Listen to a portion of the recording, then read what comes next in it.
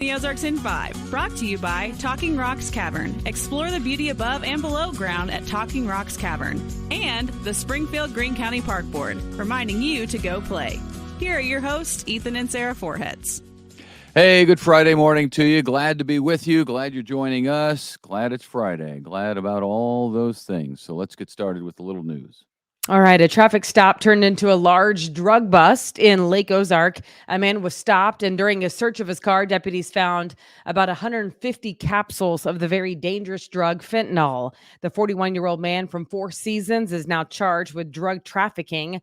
Last year alone, there were 75,000 overdose deaths in the U.S. from synthetic opioids, most of them fentanyl.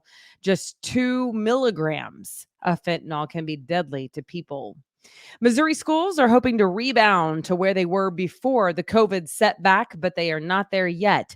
For testing from the state mandated exams, the preliminary report card shows in third grade, 58% of students in reading and 59% of students in math were 1 or more years behind where they should be. Missouri certainly not the only state, though, dealing with the fallout from COVID. Other states reporting similar stories. The positive, though, for Missouri, the report showed that compared to the 21-22 school year, Missouri students recorded slight increases in reading, except for in grades 6 and 7. Okay. The fight over whether a development can go in at the corner of National and Sunshine, we've told you about this for months now. It's on hold until at least October 2nd. That's when a new judge will take over this case. Previous judge retired, and then 2 other judges recused themselves over conflicts of interest related to this. Some residents of the University Heights neighborhood are trying to block the development located at the northwest corner of Sunshine and National. That proposed development would raise some houses there. They've already raised some houses that they bought, and would build an apartment building with retail and restaurant space on the bottom floor. So it's in court, but the court case is delayed a little bit because of the judge thing. October 2nd, you said? That's the earliest. Yeah. Okay. As students get moved in at Missouri State University, that's just happening this week. It's a very first for a lot more of them this year. Freshman enrollment at MSU is up about 23%, which equates to nearly 500 extra freshmen on campus.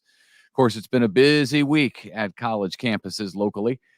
Today is move-in day over at Drury and Evangel universities as well. So lots of activity around campuses. Yes, I have friends who've been moving their children back into school. So, wow, it's exciting. Yeah. There we go. All right. Thousands of companies and institutions impacted by a massive data breach, including the University of Missouri, as well as campuses in Kansas City, St. Louis, and then S&T and Rolla, all impacted. For those affected, it could mean your birthday, social security number, name, address were stolen, or just some of that information possibly. Either way, universities, not the only ones hit, but some companies as well. And now there is an investigation to figure out how that information was leaked. Seems like for a while there, we were reporting on these like every other week or so. But since then, they've slowed down. So I don't know if the events have actually slowed down, if there's fewer data breaches than there were, or if the companies aren't telling us about the data breaches, or if we're in that time zone between the data breach and then the long period of time before they tell you about the data breach. I don't know, but it seems like for a while there, we were doing a bunch of these. So I don't know if security has increased and we're better at protecting data or not. I tend to doubt. Yes, probably that. But, criminals have gotten smarter too. So yeah, it's always yes. All right. Here's an attempt to keep good athletes in Missouri. And really, this isn't happening many other places other than Missouri at this point. The governor just signed a new NIL law, stands for name, image, and likeness law, that gives athletes more opportunity to make money at a younger age from playing sports. Under this new law, high school players in Missouri can start making money on endorsements, but only if they sign a letter of intent to play for a Missouri college. That means a senior in high school, for example, could start getting paid to play during their senior year. It's crazy. Also, college coaches can help facilitate endorsement deals for their players when before they were prohibited from doing that. So this NIL, it's a brave new world. It's the wild, wild west, and a lot of people love it because kids are able to be paid for the talents that they have, and some of them not kids. I call everybody younger than me kid. Some people hate it because it's ruining college and maybe now high school sports is what they say. I am not super familiar. Like my knee jerk without really studying it would be that it seems more appropriate maybe for a college level player, but high school just seems way too soon, doesn't it? Well, they're technically not being played for playing in high school. They're being played for what they're Paid. for are paid You keep for saying played and you're oh, throwing sorry. me.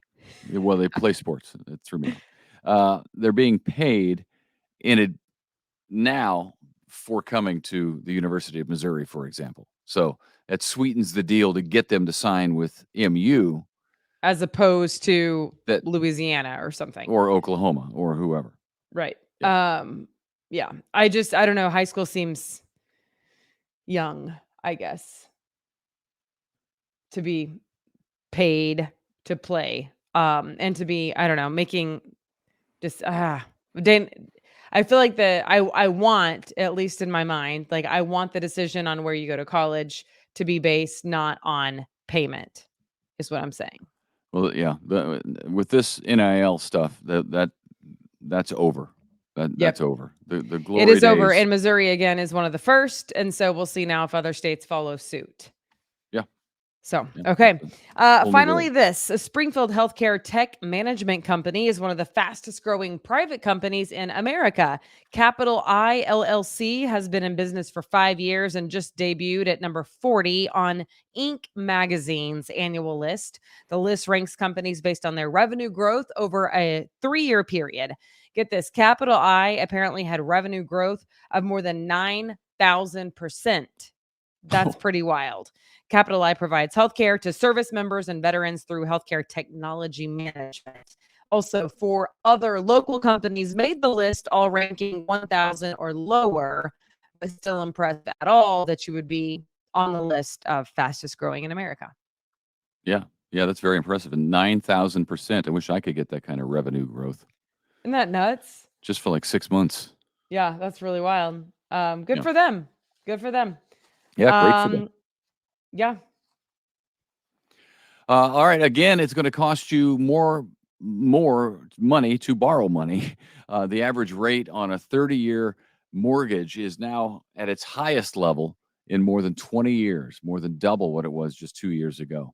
The average rate on a 30-year home loan is now at 7%, 7.09%.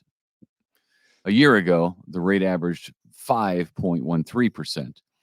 It's the result, of course, of several rate hikes by the Federal Reserve over the past couple of years to try to stop inflation, which was out of control and is being tamed a little bit, I think, as a result of this.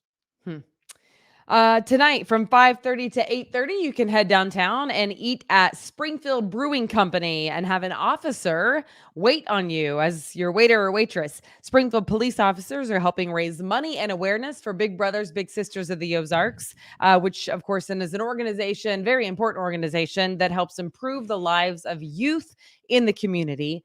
You can go out to eat tonight for a good cause and then have fun with a Springfield police officer. Get to meet them Cool. at your table.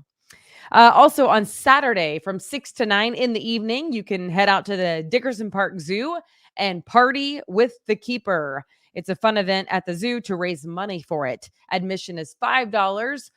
Kids, though, 5 and under, will get in for free. You can chat with the zookeepers, enjoy animal encounters, food trucks, a giraffe feeding, a silent auction, and some raffle tickets on Saturday evening at the zoo. Tomorrow night, 6 to 9. That's cool. It's exciting. That'll be fun. A That lot would of be kids. fun. Yeah. Kids You can would learn a enjoy lot that. from a for sure. zookeeper that you probably would not otherwise learn just from going to observe the animals yourself. Well, yeah. I mean, there's lots of questions that I would have for zookeepers just about the life of a zookeeper and dealing with animals all day, every day. Right. All different kinds Various, of animals too. yeah, various animals. Yeah, they range from big dangerous things to little cute and cuddly things to snakes. I'm not cuddling anything at the zoo.